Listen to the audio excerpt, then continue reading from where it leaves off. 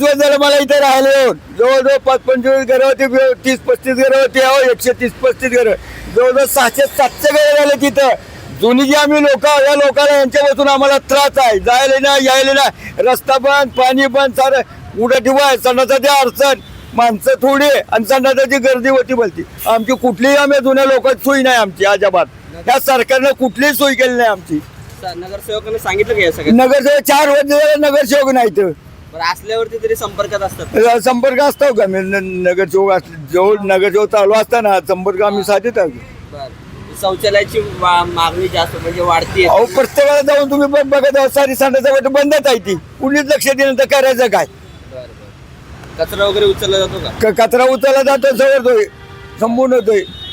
एवढ्या वस्तीत आम्ही त्रास मी स्वतः खाल्ला नाही, लोक बसविले ते. हो थोडी लोक ते आता भयंकर हजारो बसतात, 700-800 लोक, त्याच्यापासून आम्हाला त्रास आहे. रस्ता नाही, माती नाही, धोंड नाही, काही नाही.